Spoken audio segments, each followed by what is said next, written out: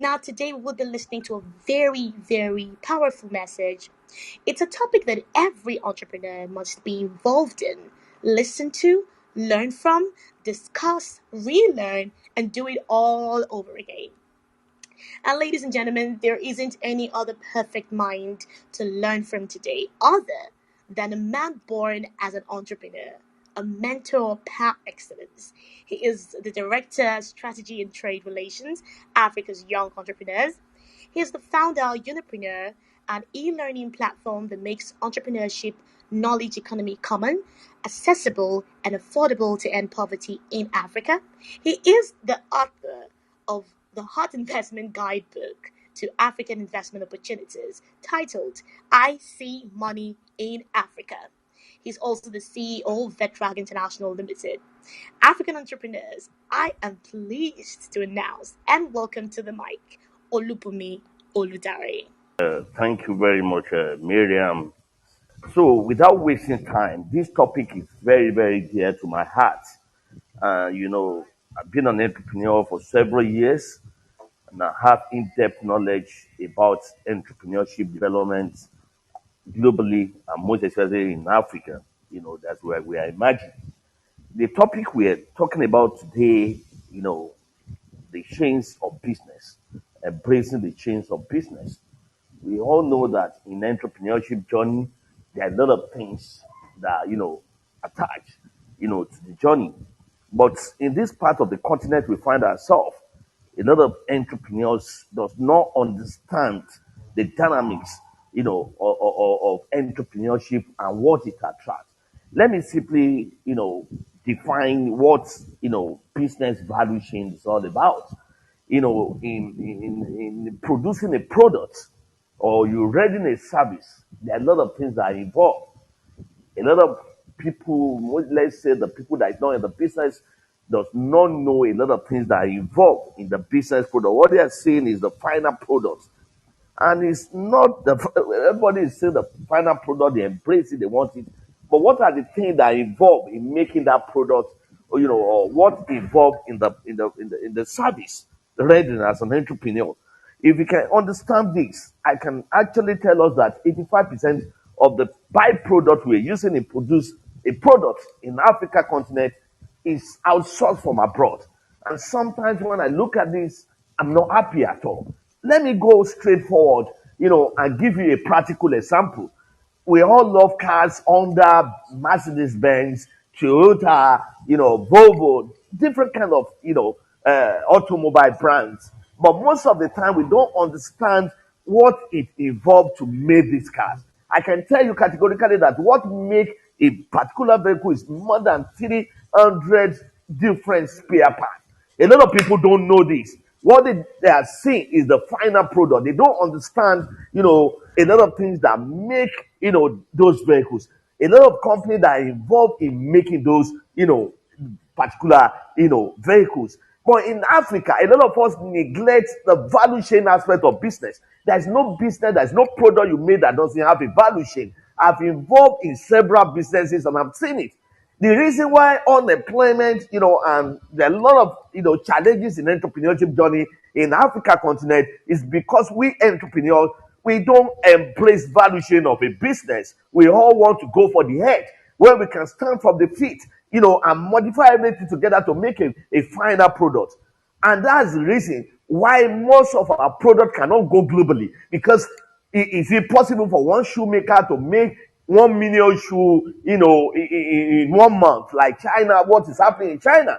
The reason why Chinese are thriving, in business is because, of the of embracement of the value chain of a business. I've been dealing with China, for the past 27 years, so I understand how they work. In any factory in China or to produce a product, it involves a lot of other entrepreneurs, SMEs, business consultants to make a product. Why do they do that? Because they are targeting the global market. And when you're targeting a global market, you must make sure your value chain of the business is working. You can't do it. How many furniture you want to make to the entire globe? And that's what we're doing it. One entrepreneur wants to do one furniture, a setting, of 7 seats in a month or in a week, perhaps in 2 days. Why the other part of the world, they can do 1 million within 1 month because they are targeting the global business, ecosystem. So what I'm talking about, the value chain of a business, for us to look at a practical example is the real estate, where everybody is going to real estate in Africa and Nigeria now. But most of them, what they are seeing is the house. But I don't see the house alone. I see all the components that make the house to be a house. Let me give you an example. When you want to conceptualize an idea of starting a real estate, it involves a consultant. That's an entrepreneur. It involves architect, quantity surveyor, someone that will supply cement, the block, iron, a lot of things, plumbing, a lot of things makes, but what we are saying aside the skill, who made all those material needed? How many companies producing, apart from Dangote and Bua Cement, producing cement in Nigeria? Who are the people transporting the cement from one point A to point B? Who owns the transport company, logistic company that supply all this material? Who made the electrical component used in the house? Who made the plumbing material? Who make ordinary components? As of today, Africa, we are spending nothing less than $400 million every month in importing, interior accessory to Nigeria, to Africa as a whole. You can see the huge money. You can see the employment that ornament we're all purchasing from China, from Turkey, from America is coming from. Because we are not producing the value chain. We don't look at the value chain. What we are looking at is the final product. And it cannot work. There's no way we stimulate job creation. There's no way we stimulate economic development without value chain. So I want to implore every entrepreneur to sit down. That's why the knowledge have its role to play. And that's what I put the book together. I say Money in Africa is practically exploring the value chain that can create economic opportunity for Africans entrepreneurs. And that's what it is. Because we are looking straight forward. We don't look at a lot of things that can make a lot of things happen. I was recently doing a consulting, design for one particular state in southwest Nigeria. And I was telling them the value chain that attached to agricultural development. The commissioner for, agriculture in that particular state does not understand that, are you sure we have this? From the consultant, I tell them the crops that is good for this state. From the people that will test the soil. From the people that will supply the, hybrid seedling. To the people that will supply machinery, agro machinery. To the people that will train them on how it's working.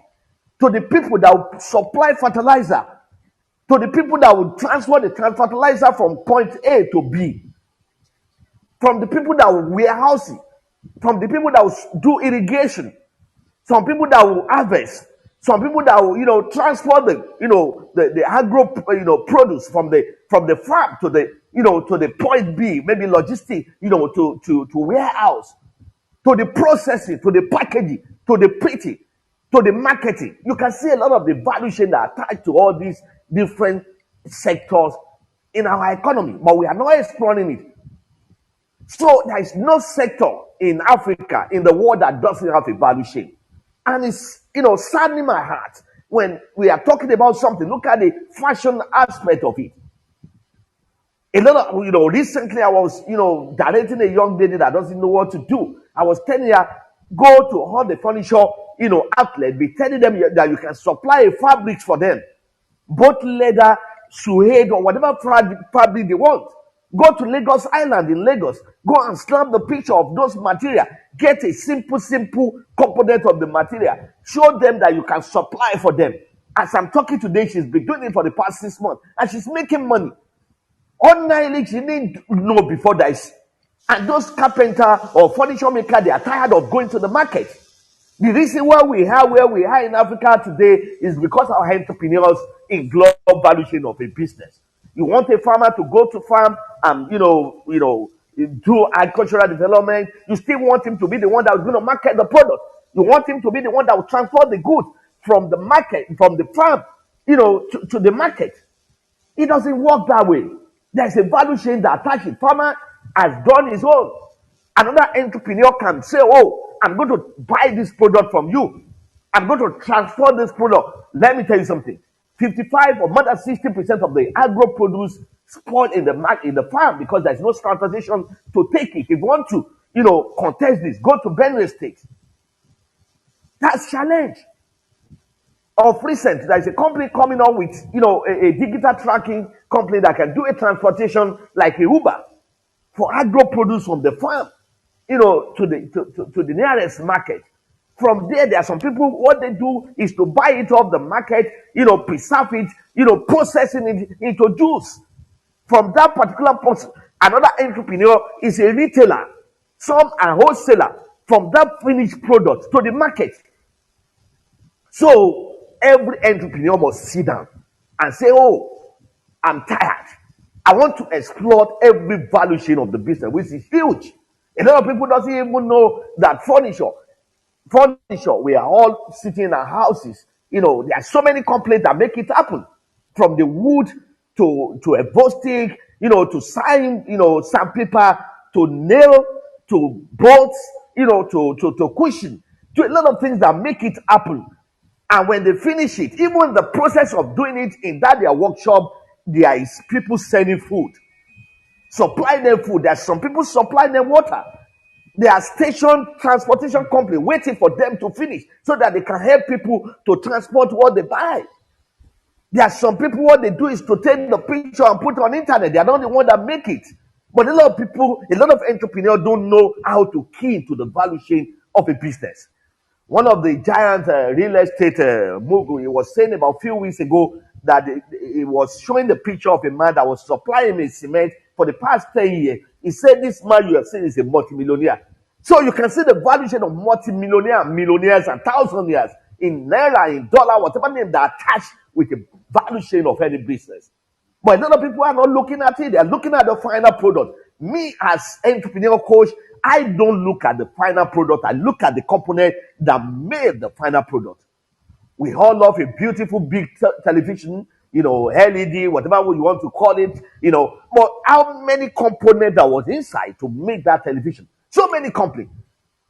A friend of mine in China was telling me that, it was, we are analyzing a value chain, and he was telling me that the carton company in China, they are multi-million dollars empire. Carton, those brand carton you see, they put a lot of things from China. Even the bag, which we call, Ghana must go, or I don't know, that kind of nylon bags. Do you know a company that makes it?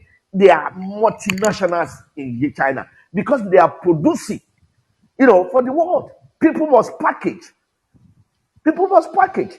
So, fellow entrepreneurs, I want us to sit down. That's why the knowledge have to play its role, and that's what we are sharing tonight. We need to have the knowledge, understanding. There is difference between ordinary knowledge, and educational knowledge to what I call knowledge economy. What is knowledge economy? Ability, to translate, a product, or no, human resources and natural resources to product and prosperity to create economic development and job creation. That's what we need to know. This sector, what can I do in that sector? I don't need to have 100 million. A lot of people are waiting for $10 million, $10,000 to start a business. Where there's a business you can start as little as $100. Some people that are producing product, you want them to be the one marketing. Most of them, they don't even have marketing skill. Go to them when you produce, I'm going to market for you. A lot of people are doing that on Instagram, on Facebook, on social media platforms these days. They are not the one producing. They just anchor into the value chain of that business and be a marketer.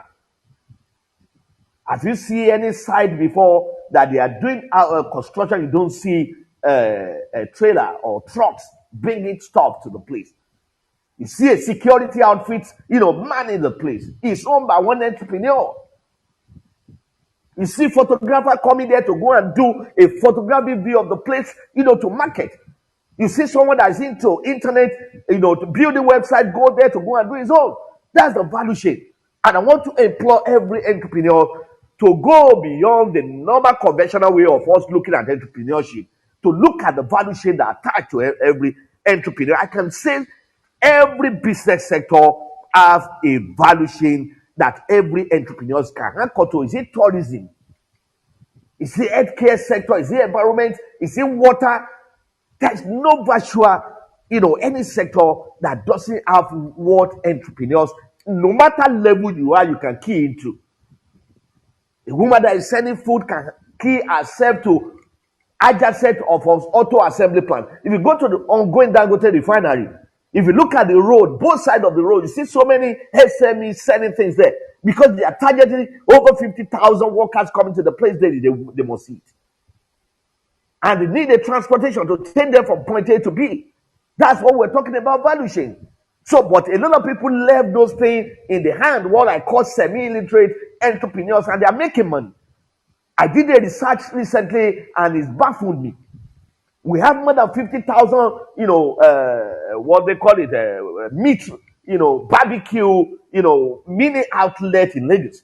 And the minimum of them are making nothing less than, about 50, to $100 on daily basis. And multiply it together, it's more than 400 million, naira. If you calculate in thousand, it's about hundreds of thousands of dollars. But we left it in the hand.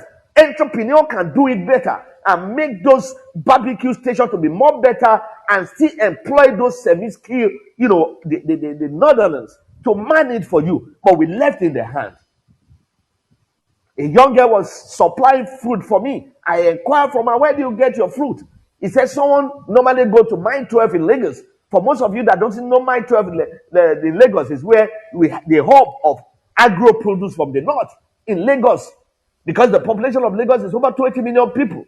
So most of these food, agro products, transported from the northern part of Nigeria to Lagos because of the high demand for such.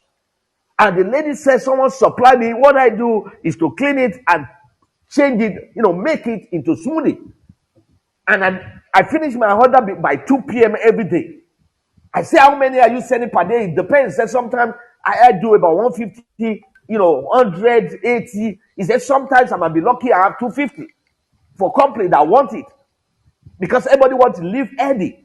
She's somewhere at home in Lekki and she's making money. She wasn't the one that go to the farm to go, grow those plants. It wasn't the one that transported it in Lagos. It just bought and it processed it. That's what we call the value chain of the business. So there's nothing we can do if you want to grow, if you want to move forward as entrepreneur in Africa. We must embrace value chain. And value chain will not come to you until when you have in-depth knowledge about every of the components that make a product or services. And that's what I'm doing. We have a quick promo. One of my companies, we are into printing souvenirs and promotion items for corporate companies and individuals.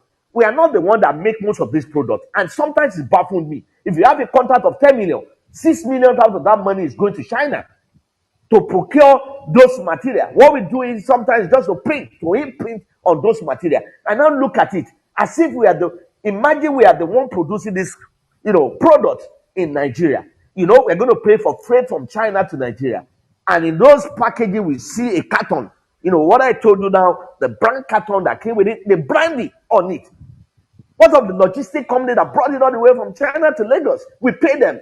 By the time we calculated it, those things take the higher percentage of our money. And sometimes it makes me to cry. What stop our people to produce a mass-produced t-shirt? Why must I import t-shirt from China, on Hong Kong, or Turkey, or India? Why can't my Nigerian entrepreneur produce a mass, t-shirt or face cap? Because we don't understand the dynamics of how business operates. And that's what we are discussing tonight, to let your eyes. You are running after something that might not see the light of day. Why can't you start small? Why can't you make a button for a clothing, fashion designer? We all love, good fashion. But there's a person in Ibadan making a tag, label for clothing. She bought the machine from China, and still it's not a total component that make that something, because she will still import the ink, she will import the fabric lineup, it will just print on it and the machine cut it to pieces. Imagine if another entrepreneur is handling that. You can see employment opportunity everywhere.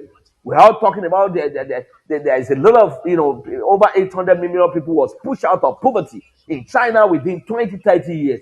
Why won't it happen? Because they embrace the value chain.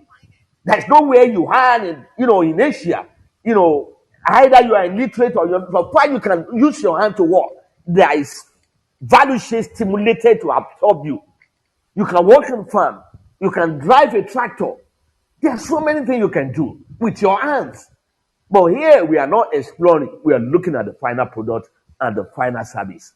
So, in rounding up the first section in this conversation, which is very dear to me, this evening, I just want every one of us to look at every sector. You can I'm a managing consultant to delivery and a logistic company that we started, in year 2020 during the COVID era. As of today, I can tell you categorically the operation of how Dangote company is working when it comes to value chain. And when I see those things, I say, wow, you know, we are running a logistic company for them. We don't even have a truck. What we do is just to do a digital platform where the truck owner will register under us. We assign them to transportation of salt or sugar from a papa to a warehouse somewhere in Ogun State, and we monitor them for delivery, and the payment is made into their account automatically when they deliver those goods to that destination.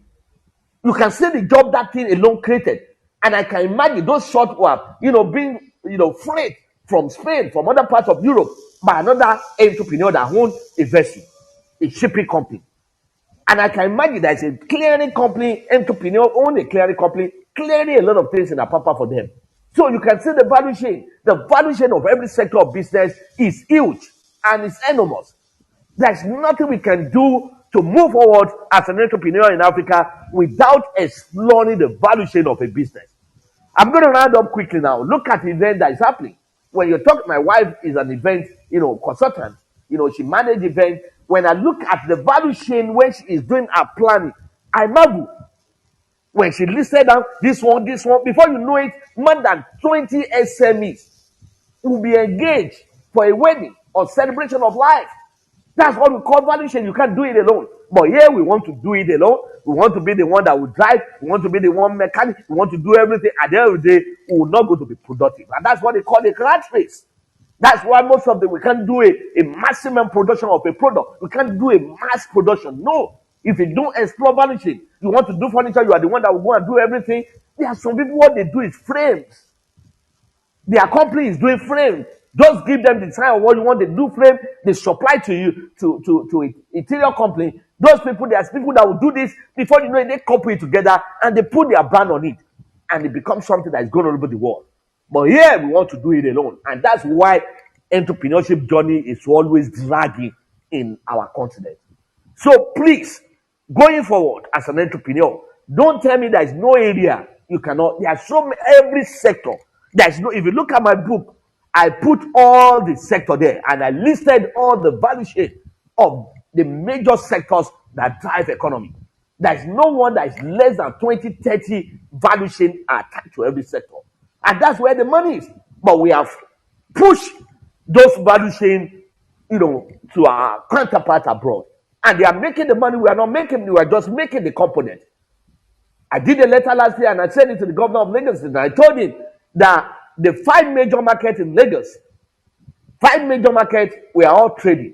We are not. The city is not productive. We are all trading in either used goods or semi-new or new products. We are not making, and that's not the reason why there is 33% unemployment rate. We have caused either directly or indirectly concession those jobs to the people that focus on the value chain of product or services. But here, when they finish, they push it to us because of our continent population of over 1.3 billion people, and with over 3.3 trillion purchasing power. The reason why our purchasing power is so high is because we consume everything. We don't produce. And the reason why we don't produce is because we don't embrace the value chain of a business. Without value chain, there is not going to be business. If you look at the fridge, if you bought a fridge today, a freezer, you look at, one, well, I don't know what they call it. There's something inside the carton, with that white, foaming, molded something where they key the freezer or fridge into. Company that does that in China, they are multi-billions empire. They have been doing it for ages. We don't produce anything there. Their own, they don't produce anything, they don't do anything. Their own is to do that, the frame that, those products we key into, so that it will not, it will protect it from damaging. Look at all those things. And if you look at your house today or where you are now, look around you and see all the product there. How many of it is made in Africa or in Nigeria? They are all imported. I'm not happy with that. And it's time for entrepreneurs to look inward, to look at the valuation of the business and let us to explore it. Thank you very much and God bless you. Wow. Okay. This is I don't really know how to express myself right now. The value chains of business. I've heard this, and it has literally made my evening. I don't know how this makes you feel right now, but it would be smart if you have questions to ask your questions now. I have a question to ask, but I don't want to be the first person to ask a question because I really want to hear everything and be sure that I really do understand it. But what Mr. B has said tonight has really broadened my mind. Like, you cannot do it alone. And thank you so much, Mr. B, for sharing your wealth of experience with us. It was an amazing night. Thank you so much for opening our eyes to that. All right, so like I was saying, thank you to everybody who's joined us today. Thank you to everybody who's spoken today. Thank you, Mr. B, for your wealth of knowledge. Thank you for being here. It would happen again next week at 7 p.m. West African time.